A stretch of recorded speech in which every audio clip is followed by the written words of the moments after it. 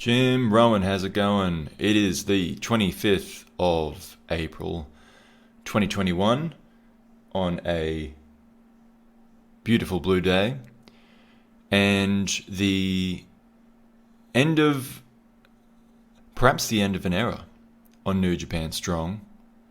The end of the era of nothing in particular happening, I hope, because we have just seen the crowning of a new New Japan Strong Openweight champion at the culmination of the New Japan Cup USA, and that is what I will go through right now. That was just yesterday that the last episode aired, but we're going to go back to the 10th of April. And well, actually, before we get to that, I'll remind you of my picks. Of course, in the last episode of this Strong series I'm doing, you can find this, but and perhaps correct me if I'm wrong. I didn't really write it down. I'm kind of going off memory a little bit. Leo Rush over Clark Connors in the their quarterfinals, I guess. And Chris Dickinson over Brody King, Ren Narita over Tom Lawler, Fred Rosser over Hikuleo. So my idea here was that, and then I thought Dickinson would go over Rush, Narita would go over Hikuleo, and my idea was that Dickinson would get his win over, get his win back over Narita, because Narita gave him kind of a surprise loss a few weeks back. My alternate idea was that it would be Brody and Lawler in the final, given the angle that just took place on the last episode of Strong. So that would have been the 3rd of April. So a reminder of that. It was at the end of a 6-man tag team match between Team Filthy and Brody King and the Regals. And after the match, Lawler instructed Dickinson to break the arm of what turned out to be Sterling Regal, one of the twins. And Dickinson refused to do it, thought it was unnecessary, didn't approve of it. Kratos was happy to do it, and he did. So, I mean, I don't think they necessarily said that he broke his arm, but he's out injured. And that was one of the few times there was kind of a real angle on this show. So I was also thinking, well, maybe they put, if I would have just changed 2 of those results in the quarterfinals, so King actually goes over Dickinson and Lawler were to go over Narita, and then the same results in the semifinals leading to a Lawler versus Brody King final. I just thought that didn't make as much sense. A, because I kind of see the New Japan Strong title as not necessarily being the top title on this show. Certainly the most regular title on the show, but not necessarily the top title on the show. So it made sense to me that they might save a couple of guys to hopefully sometime soon be challenging Moxley for the IWGP US title. But also because the other reason I thought perhaps that wouldn't happen was because it's almost putting a stip on a stip. Like, that's already a main event you have. King versus Lawler for the revenge of poor young Regal, Sterling Regal. That's already a main event that you've got on the show. You don't need that to be a main event of the New Japan Cup. That, no matter who's in the final, that's a final in it. That's a main event in itself, because not only is it a cup, who wins the cup, it's also who wins the first Strong Openweight title. So, yeah, I guess you didn't really need to add that layer to it, was my reasoning. Anyway, let's get on with it here. So, as I said, on the 10th of April, 3 episodes back. This one was actually a bit of a filler show. There was none of the tournament... Oh, hold on. Maybe I already covered the... Oh, no, I'm right. It's a filler show. Because they did the qualifiers last week. And then this one doesn't have anything to do with the Cup, really.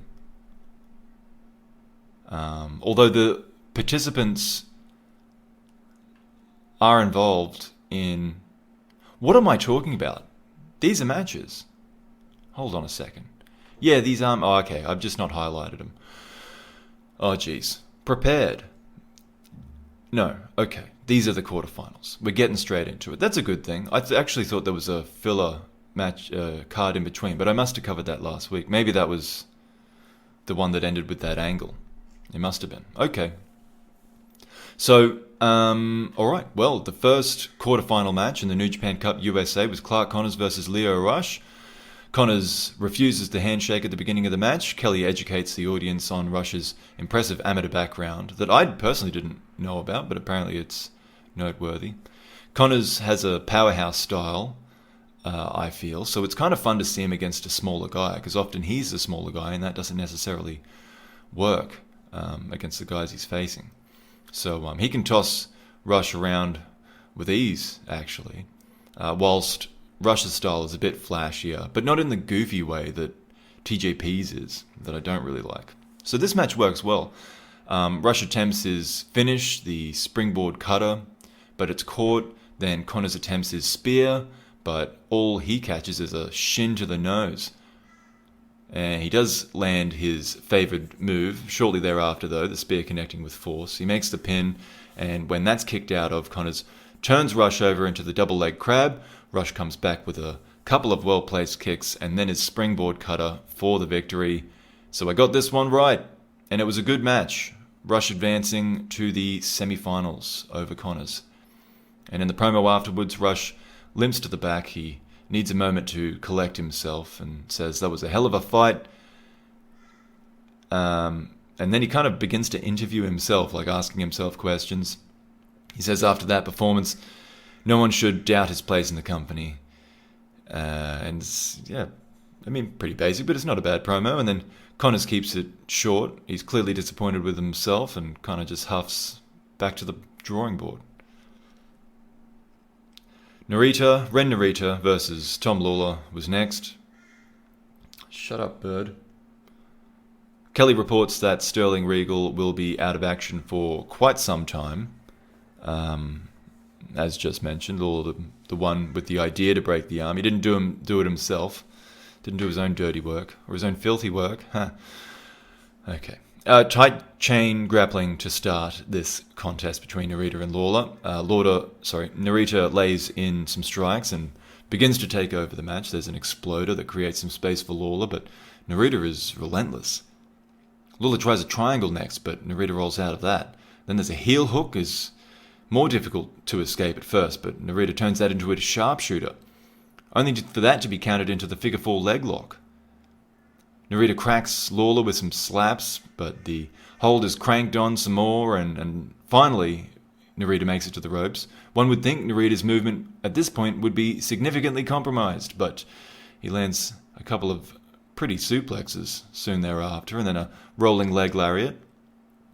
Lawler comes back with some arm drags, but one is countered into a sleeper.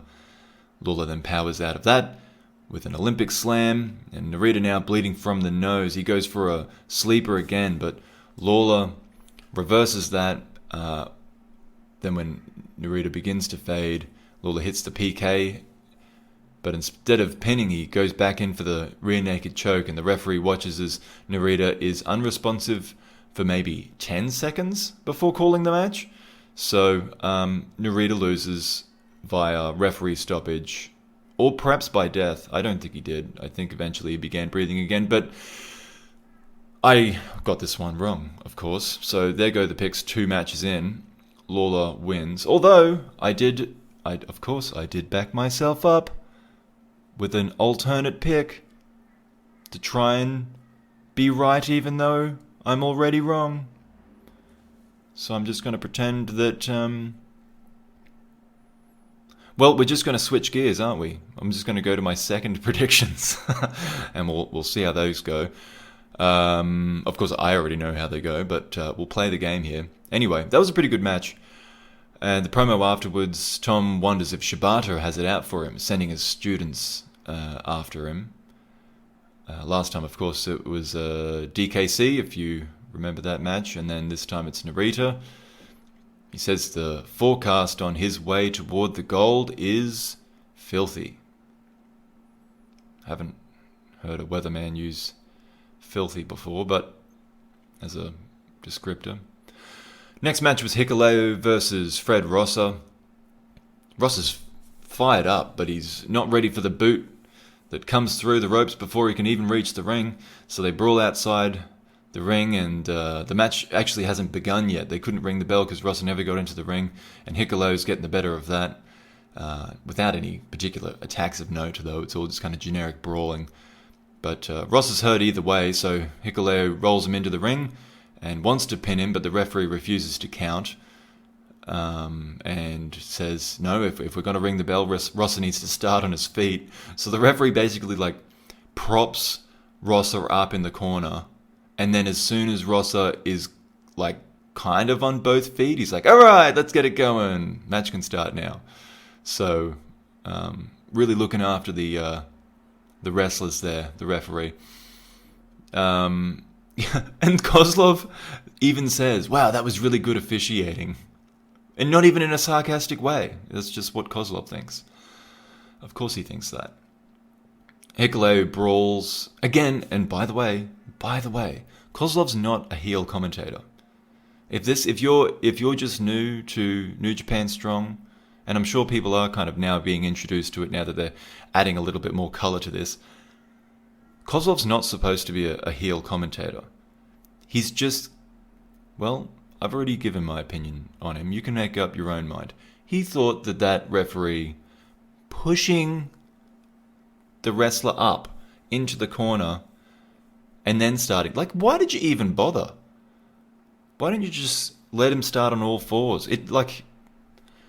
He's obviously very much compromised, to say the least. Does it really...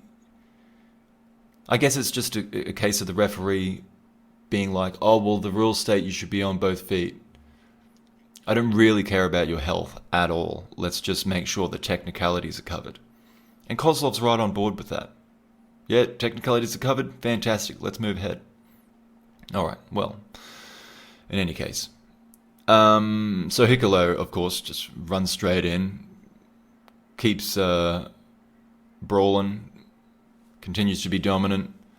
Rosser does make a quite brawly comeback of his own, but a power slam ends that, and it's followed by a sit-out DVD. I don't know, they never really call the move. I know it's the landslide that Nakamura uses back in the day, if you're following the history podcast I'm doing. Back in 2007, Nakamura's finishes the landslide, and it's the same move. It's a Death Valley driver. You're up on the shoulders, and you sit out on it, so the guy lands between your legs on the mat. But anyway, yeah, Kelly doesn't call it anything other than the finish because that's what ended the match. So Hikuleo pretty much, I mean, obviously it was in a dirty kind of a way, but he smashed Rosser. This was a real domination here. So the promo afterwards is Hikuleo saying, you see what happens when you play fair, Freddy? Except for his hair pulling. He's like, well, I guess at some point Rosser must have pulled his hair. But Hikuleo believes that he won fair and square. Which, I guess, look, apart from the attack at the start, I mean, it's not Hikuleo's problem that the referee's terrible.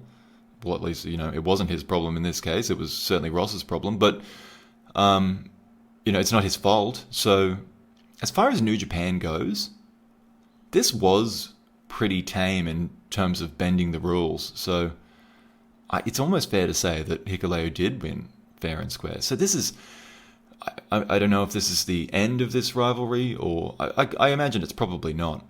They've built this little rivalry between them, Hikuleo and Rossa, where Rossa's supposed to be the babyface, but because Hikuleo's being booked as this monster, Rossa needs to kind of be a bit heelish in his ways of winning. He I think the one when he did get over him was he was pulling on the tights on a roll up.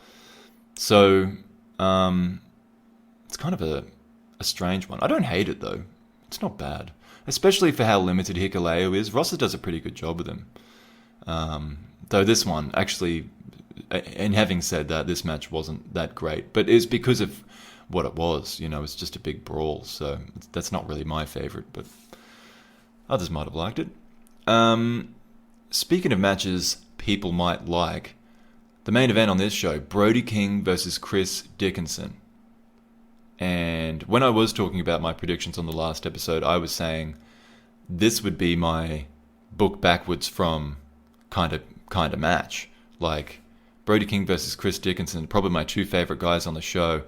When I say book backwards from, it's kind of the idea. Well, WrestleMania is the one we all know, of course. That's your biggest, your WrestleMania main event. That's what you want to get to. So you book backwards. You go, all right, well, that's the match we want to build to. How do we get there? Let's go backwards from there. So that's what I would suggest. Whenever these guys put on a big event, I would like to see these two as the main event in it. But we get to see it as the main event of this show. So Chris Dickinson goes for a takedown at the start. He tries a few low kicks as well, but Brody stays up and kind of knocks him down with ease. The strategy here for Dickinson, pretty obvious.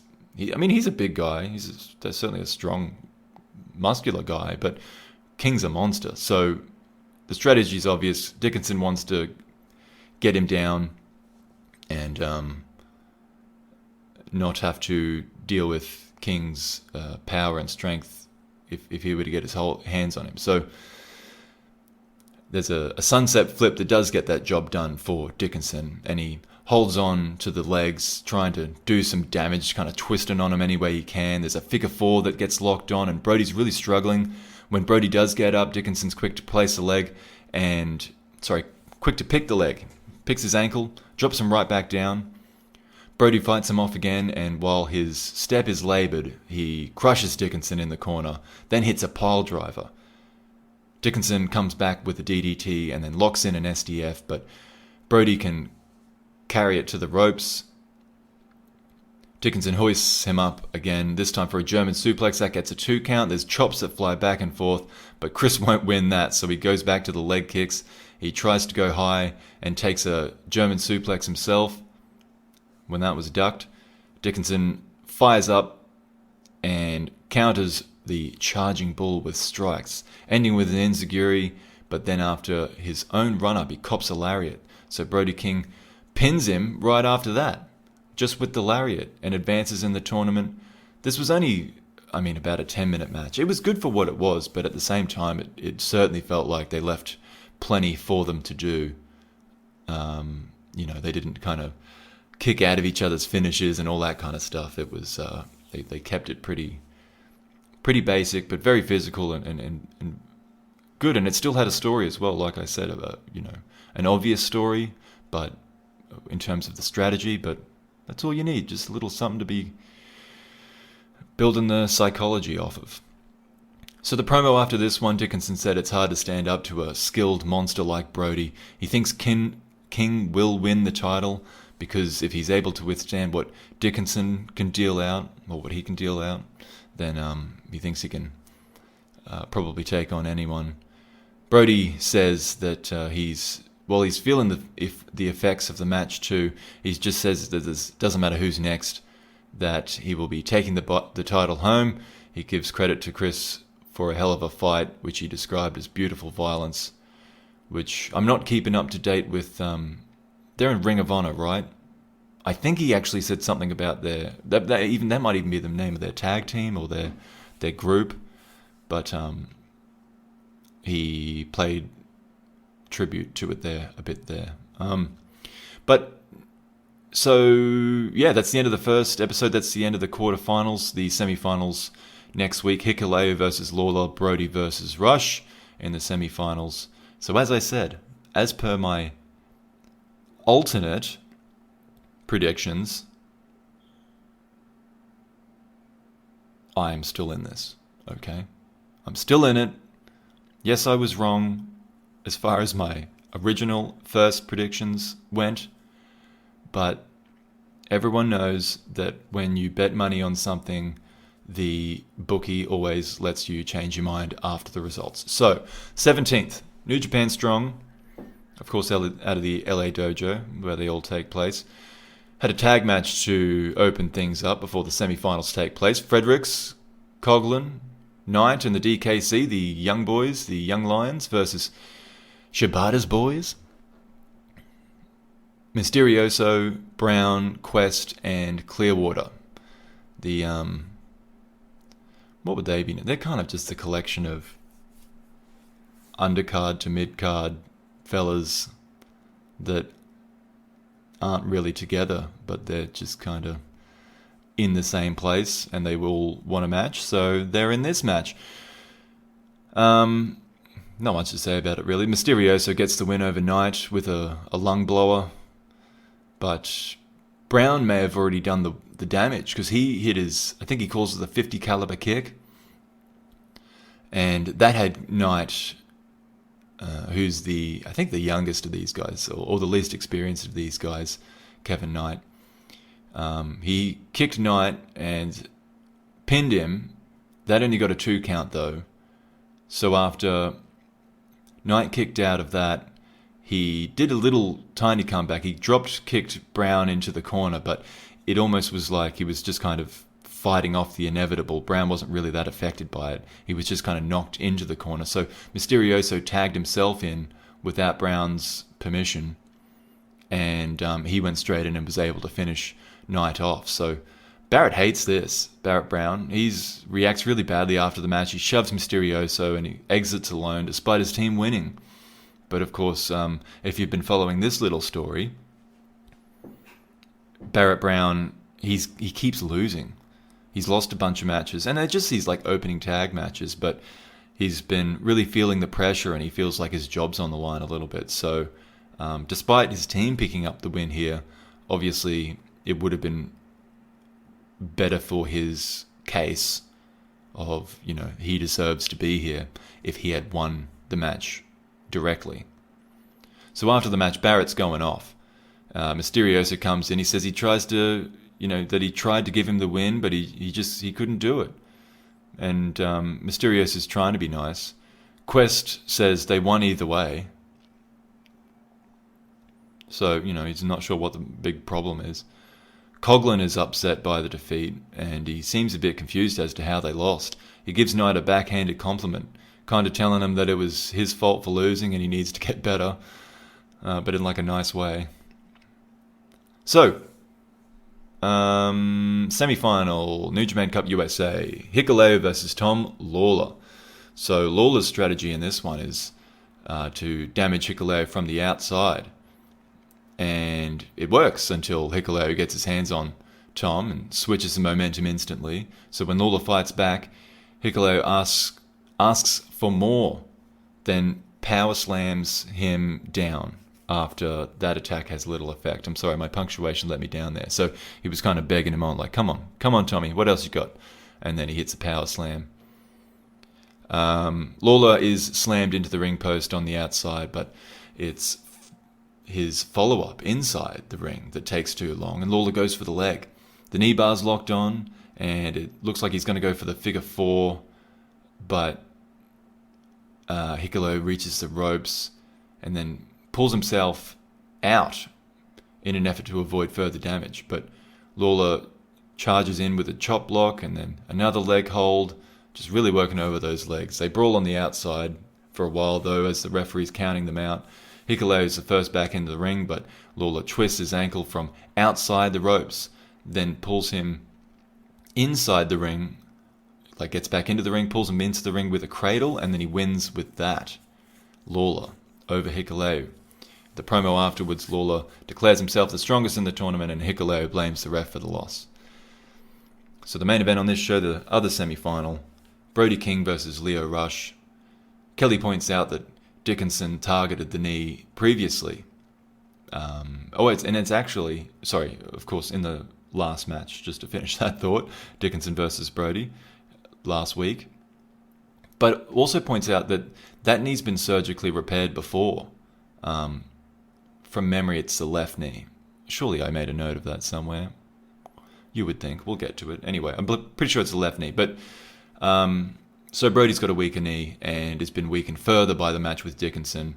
And Kelly, on commentary, is suggesting that Rush should be, that should be a part of Rush's game plan to target that as well. And, stick and move is the general tactic employed early on by the smaller man. The kind of similar to the last match, the smaller guy wants to kind of, if you don't like stick and move in boxing, is the jab and then getting out of the way, hitting the jab and then getting out of the way before the other guy can hit you. So that's kind of the idea. You stay on the outside, you make your shot, you get your damage in, then you quickly get back out before they can touch you. And of course, that is a smart tactic here. And it's really works well because of how quick Lio is. But when Brody King does get his hands on him, because he is that much smaller, it means that anything that happens makes so much more difference. And with that in mind, the first move of note I've got here from King is a chokeslam on the apron. So that can't be good for Lio Rush. The match slows down for a while there, but as a result. But Rush attempts to get the fight back. It seems he's spinning his wheels at this point, though. Brody is kind of keeping his distance in a way. Rush does find a way back into the fight, landing a body press to the outside, but when King returns, he takes a frog splash to the back. Then Rush, he gains a little bit of confidence from that, so he attempts to pick Brody up. He gained a little bit too much confidence, I suppose, because he gets flung across the ring, and then there's a stiff lariat from Brody before the Gonzo bomb for the victory. It was, I guess, just kind of a small mistake from Short. Who am I talking about? From the short man, Rush, shorter man. I don't know why he would want to try and pick King up. And that was, I guess that's actually probably not a small mistake. Or not a short mistake. It's a tall mistake. It's a big mistake. It was a critical mistake. And he lost. Brody King advances. And the promo size actually comes up as well. Size isn't everything, says Brody. He gives it up to Rush. It was kind of a compliment to him. And then he addresses his next match, the final. He says Lawler will receive violence that even MMA cannot show him. Pretty cool line, actually. Rush says that, he just thanks whoever it was that put him in this openweight tournament. He says it was a really good opportunity, and he wanted it for a long time to prove that he has no ceiling. He can be the best cruiserweight, the best junior weight, but also just one of the best wrestlers of all. And this loss only makes him hungrier. Good attitude. Alright, now that brings us to the card, the show, that just took place yesterday, on the 24th. And it's an extra long special episode, but unfortunately, at the time of this recording, the promos weren't done. There's a little bit missing. But if anything was significant, anything of significance said, I can always cover it in the next one.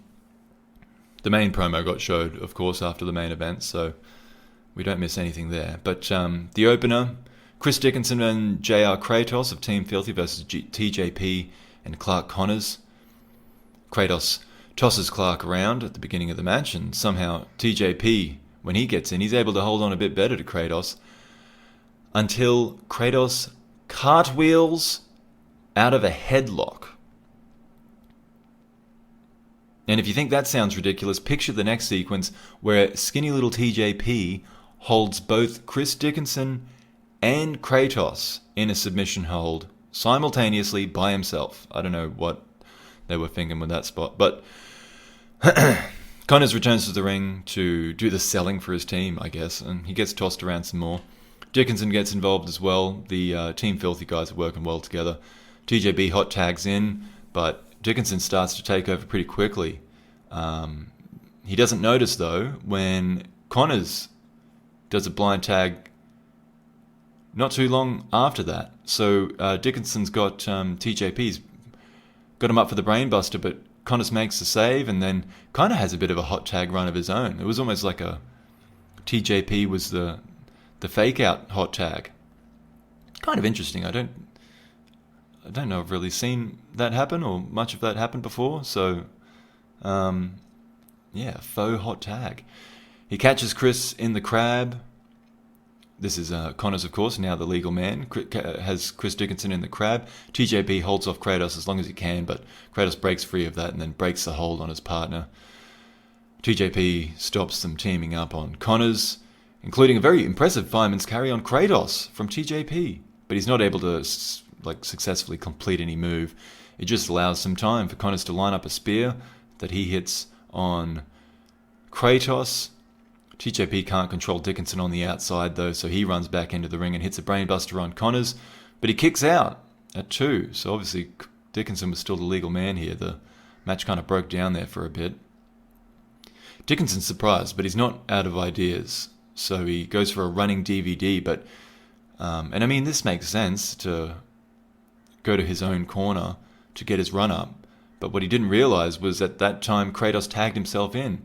So when he hits the DVD, the Death Valley driver, and goes for the pin, the referee's like, "You're not the legal man." And so he's a little bit perturbed by that, but he just kind of gets up and gets on with it. Kratos goes over to pick up Connors, but is nearly cradled. Kicks out of that, though. Connors follows that up with a double leg crab. He's thrown off and then kicked in the head. And then a wheelbarrow German suplex from Kratos finishes Connors off after an enormous effort. I mean, the favourites were looking in real trouble for parts of that match, and it was really good. It was like the underdogs were kind of almost like beavers trying to build a dam, but the force of that current just washed their work away in the end. Kratos getting the win over Connors. But yeah, a good opener, especially as far as the openers on these strong shows go. And then in the next match, we had a debut. And the obligatory match with Rocky Romero when you start out. So Wheeler Yuta took on Rocky Romero. Wheeler is an American wrestler. He's played as trained around the country and occasionally abroad since 2015. Michinoku Pro was his brief introduction to Japanese wrestling. I know I have seen Wheeler Yuta in MLW before. The opening stages of this match is some pretty crisp technical wrestling. Wheeler's able to match the veteran, Rocky. Some of it becomes a bit choreographed, or as Kozlov puts it, lucha-ish. But it's all well performed. It just seems to kind of carry on a bit. They never seem to change gears going into the second act, if you will, of the match. So it starts dragging a little bit. Although Wheeler's got some beautiful cross bodies. He's not afraid to use those. He doesn't hit them all, though. And then there's, at one point, it's a really clean and nice transition into it, kind of the way Wheeler hooks the arm and then lifts Rocky up into, it looked like an Olympic slam, but without the twist. So I wasn't sure quite what to call it, but that then following that, a brief fighting spirit sequence. Then Wheeler goes back to the legs that he was working a bit earlier. There's a modified Indian deathlock, and then he modifies that again into an SDF kind of version. Then there's a bridging German from Wheeler that only earns a 2 count, but he holds on and he tries again, but that gets countered into a suplex and an armbar, which, of course, Rocky always going for the arm attacks, and the pace, it quickens at the end. The end of the match is pretty fun after the lull in between. But Rocky eventually takes control of that arm for good, forces a submission and wins the match, though Wheeler Yuta did have large parts of that match that he was in control of, so still an impressive debut for him. He's got a good look. He's definitely a good wrestler. He's very technically proficient. I guess the setup, the way this match went, I just didn't particularly the flow, the pacing of the match, I just thought was a little bit lacking. But all the moves and the technique was good. And as I said, we unfortunately promos aren't up yet, so we don't get to hear what Wheeler Yuta had to say about his opening match or what Rocky Romero had to say about the debutant. But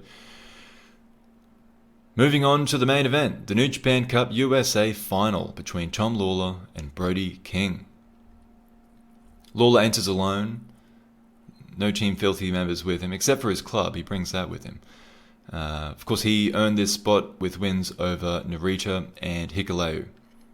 Brody defeated Chris Dickinson and then Leo Rush, but of course also on his mind must be vengeance for Sterling Regal, who was injured at the hands of Kratos, but at the behest of Lawler. So before the fighters are introduced, the new title belt is shown, held there in the middle of the ring by the referee.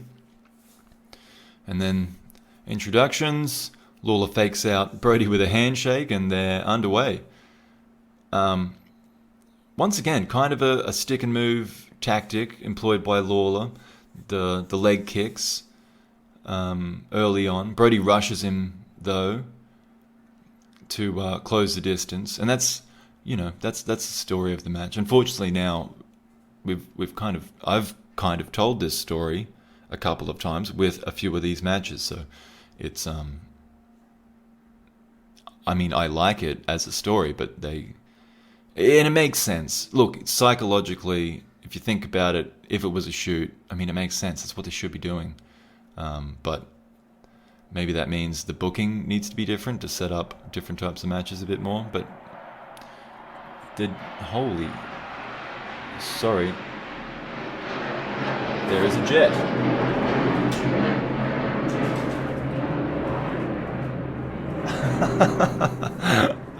That makes for some good audio. So today is Anzac Day. I don't think we necessarily need to go into too much about it, but I guess if you're in the States, your version of this is Memorial Day. Although it's less kind of celebrated here and more. It's very much it's a sad day. Like anyway. Look, we don't need to go into it. But that's why there's a jet flying over my place, is because there's kind of military stuff going on. Lest we forget. Moving ahead. I've lost my place now because of the jet. Pretty cool distraction. If you're going to have a distraction, a freaking jet. So I was talking about how the strategy's kind of getting a bit repetitive at this point, but that's okay. So, and of course, those leg kicks, as mentioned before, Brody's got that bad knee from before this tournament even started, and then made worse, particularly by Dickinson. But, that's kind of the story of the opening stages. Lawler needs a break when King starts countering his tactic. He gets outside the ring. King goes for a cannonball in the corner though, and Lawler moves out of the way. Brody rebounds off the corner pad and lands on his head, but before he can even clear the cobwebs, his legs are being wrapped around the ring post. Lawler smashing both of them and quickly just going to work with consecutive leg attacks, leaving Brody with a distinct limp. Lawler ducks a chop and on the outside, and King hits the ring post, so now Lawler starts working on the hand as well. Brody makes his comeback with some lefty chops, then knocks him down with some lariats. He lands an exploder in the corner and then kind of hobbles away and hobbles back in for a successful cannonball. He wants a Ganzo bomb. Hold on, Ganzo bomb. Is it Ganzo bomb or Gonzo bomb? I think it's Ganzo bomb, isn't it? Because otherwise it's... I don't know, you could call it the Hunter S. Thompson bomb. Brody King. Let's see. Let's be accurate. Oh, it doesn't have it on the site I usually look up matches on. What about the Perez? Oh, that's Brody King. No, that's Bruiser Brody. That's a different one. Okay. Well, never mind then. I guess we won't know unless it's in the Wikipedia. Do you remember years ago they used to have move lists in Wikipedia, and then for some reason they took them away? Why? And now you got to use these kind of other websites that are, I mean, they're fine. They do a good job, I guess. They didn't do a good job on this one, though. So the Ganzo/Gonzo/Hunter S. Thompson bomb. Oh gosh, I've lost my place again. He tries that, but Lawler leaps. He manages to counter it. He leaps on top of Brody with a guillotine. Brody takes him to the corner and fights him off, and then slams Lawler down with a superplex for a 2 count. Then he tries to lift Lawler again, but his legs are being weakened. Lawler manages to hit some further leg kicks, and then Lawler goes for an ankle lock, but then when that's not really getting anywhere, he tries a jackknife pin, flipping over the top, but that was a terrible idea because the positioning's perfect for Brody to power up and land a pile driver. And then as they're both kind of rising to their feet, Brody chops Lawler hard, but he forgot that his hands hurt for a moment, and he winces at the instant reminder. They start trading, and Lawler ducks one. He puts everything into a massive urinage, only for it to be kicked out of it 1. Lawler goes low and then high with a knee, and that pin reaches 2. So the strikes are seeing successful order. He stays with that, but gets a bit fancy. A spinning elbow is ducked and countered with a German, and then despite his movement being quite laboured, Brody nails Lawler with a lariat off the ropes. Then the Ganzo bomb is the next step once again, but Lawler slides out the back. He's getting closer, but Lawler's still getting out. This time he hits a string of moves, kind of going for the neck and then pinning the arms and then knocking the knees down and taking control of the arms and then moving back, taking control of the neck, just methodically breaking Brody down with all these really technically proficient holds. But it culminates in a rear naked choke. He his usual move. It's it's kind of the Shibata one. He gets him down with the sleeper, and then goes off the ropes with a PK. Brody catches the first one, so back on the hold goes the sleeper or the rear naked choke. The second time that Lawler tries it, he does nail the PK, and after that sinks in, gets his hooks in on the rear naked choke as well, and Brody starts turning purple. He's trying to fight out, but eventually passes out at the 20-minute mark. The referee calls the match right there. He doesn't let Brody King die like the other referee let, who was it, Narita die, I think? He didn't die, but you know what I mean. Calls it right there, like an MMA match. That's good. And Lawler's a champion. Lawler wins. He's the New Japan Cup USA winner and the very first New Japan Pro Wrestling Strong Openweight champion. So Team Filthy comes out to celebrate with the champion, and in their Team Filthy shirts. Although there's someone missing. What's his name? Limelight. Danny Limelight wasn't there. It was just Dickinson and Kratos. But I'm sure that's more of a scheduling issue than it is anything to do with storyline. Lawler is presented with the tournament trophy, which is a cup, of course. A silver cup. And then he's presented with the title belt. This is all by, I think it's President Obari, but they don't introduce him, and I haven't seen him that many times, and he's wearing a mask. So I'm not sure if it's just another official guy in a suit, or if it is President Obari. But in any case, Lawler doesn't want much to do with him. At first he's kind of joking like, oh, are you getting in the ring to have a fight? You want some next? And just to being a bully. And so I hope it's not his boss. It's probably not a good way to go about things, Lawler. But yeah, and then he doesn't want the title from this man. He wants Kratos to wrap it around his waist, does Lawler. And then he takes the mic and Lawler says he knew all along that he was the strongest in New Japan, and he invites someone to fulfill the old pro wrestling trope of the music hitting and coming out and making a challenge. And he waits a while. The camera focuses on the curtain, but no one comes out. No one responds. So Lawler says, yeah, that's what I thought. I'm the strongest. There's no one in the back that can beat me. And he kind of just passes the mic off to Dickinson so he can raise his arms, and his music starts. But Chris Dickinson doesn't put the mic away for him. He uses it. He starts talking. Lawler's confused. He's, hey, turn the music down. What's going on here? And Dickinson says, you're asking where your next challenger is. You don't have to look to the back. You're looking right at him. I want that title. I want to challenge for it, he says, against his team leader, Tom. Much to their chagrin, Lawler and Kratos. But he makes it clear. He gets in, they go nose to nose. There's nothing they don't turn at each other necessarily. The team isn't happy about it, and Dickinson does leave alone without them. But yeah, it's not like necessarily cementing an exit from the group, but I'm kind of surprised at how quickly, well, I guess, I don't know. I was going to say I'm surprised at how quickly this group seems to be disintegrating, but I guess it didn't necessarily need to be that long a build, did it? They were kind of introduced as a bunch of mercenaries that just teamed up. So, and also, Dickinson shouldn't be under anyone's thumb. Man, I know he lost in the tournament early on, but he lost to the eventual finalist. If anyone's next in line after that tournament, I guess it would either be him or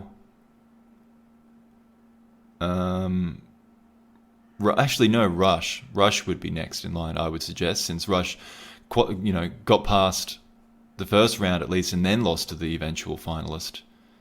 But I mean, look, frankly, I'd rather see Dickinson versus Lawler, and also Rush had his opportunity. He could have come out the curtain, and he didn't. So there it is, Dickinson versus Lawler. I'm really looking forward to that. I think it'd be great. They would match well, their styles. And maybe this is the best part of all, they can't do the stick and move strategy. They're going to have to just have a proper... No, sorry, I shouldn't say a proper wrestling match. Stick and move is a very good strategy. But there's going to have to be a different strategy to that match because they're both about the same size. And they've both got pretty similar technique or tactics or styles. So that'd be great. I'm looking forward to that. And yeah, as I said, sorry, no promos yet in terms of at least backstage promos, but just on that match, I guess I didn't really address it in full, Brody versus Lawler there. I'm really impressed with Brody's selling, especially for a big guy. It really added to the match, really allows you to suspend your disbelief a bit more and get invested in what's happening because it makes it matter. But I suppose what we also need to address is my predictions going wrong. So I ended up, my alternate prediction of this final was correct. But you know what? I'm an honest guy. And I'm not even going to award myself any bonus points for this one because I don't think the Regals were mentioned once. And that was what I was thinking would be the reason that they'd put this together, is to just kind of, they did that angle to just put a little extra stank on this cup final, but they really didn't address it as far as I could tell. I mean, I do tend to sometimes tune out the commentary, mostly due to Kozlov, but yeah, I just didn't. They just obviously no one came out. Kratos didn't come out. I mean, I'm happy with that, by the way. I didn't want anyone to interfere in the match, but it just wasn't addressed. So it kind of makes me think that it was strange that they shot that angle right before this tournament started and then didn't really address it throughout the tournament. And then the two kind of heads of these two teams that were involved actually did fight, but it wasn't to do with the angle they just shot. It just didn't make a lot of sense to me. And it seems now they're just moving on from it. Although there is still the connection of Brody King and Dickinson in Ring of Honor. And that has been addressed. I mean, I said that it was, I believe, Brody King in one of his backstage interviews addressed it. Well, actually, in particular, the interview that he had after facing Dickinson, I believe he addressed it. And prior to that, it has been brought up to Dickinson and Lawler by Kevin Kelly in quite a hard-hitting interview that he had with them. So that's not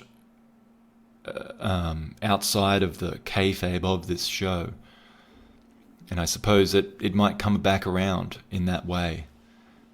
But yeah, just for a show that does so few angles, it just didn't seem right for them to kind of brush it off a little bit here.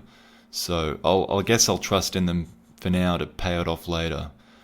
But you know what? Despite that, I don't mean to be negative, because this was actually a really good show, even just in a vacuum.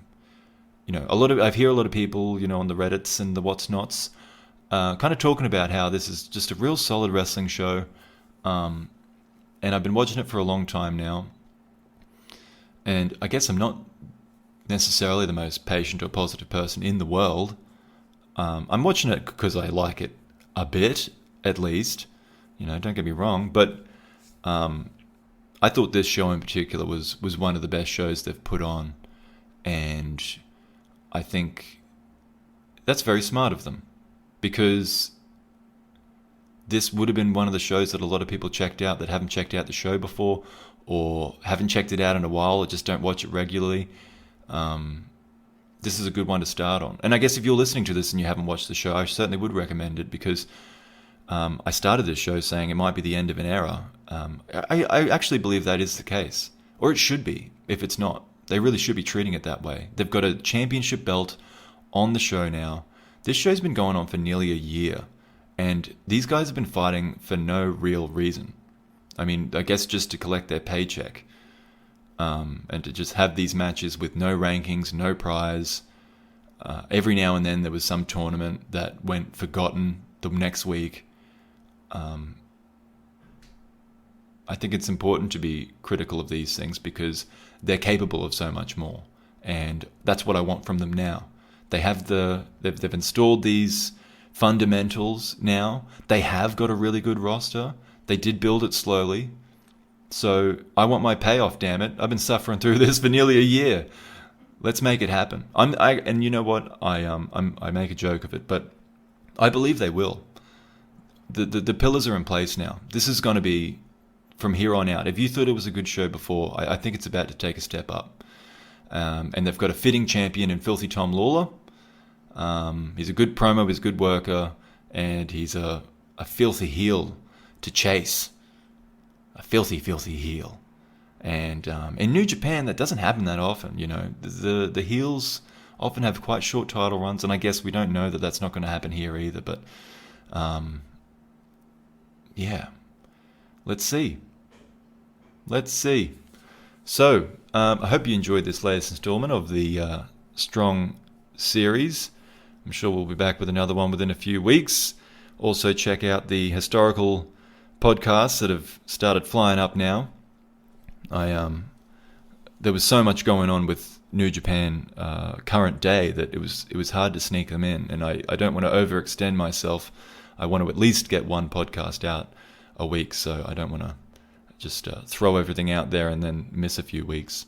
So there's plenty of content there and to come, as well as, of course, I'm going to cover these Road to Dontaku shows. We've had a couple of significant results there as well, so that'll be coming up very soon. Thank you all for listening. Check it out, comment, do all that stuff if you like it.